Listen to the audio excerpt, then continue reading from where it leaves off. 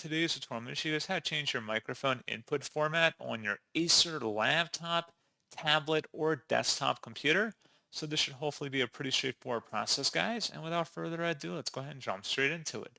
So all you have to do is select the search menu, and you want to type in settings. This result, you go back with settings. Go ahead and open that up. Select system on the left panel, and then on the right side, select where it says sound.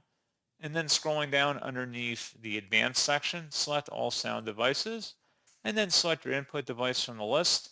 And you can change the input setting format by clicking the drop down here, and you can change it pretty easily. And that's pretty much it. So as always, thank you guys for watching this brief tutorial. I do hope that was able to help you out, and I do look forward to catching you all in the next tutorial. Goodbye.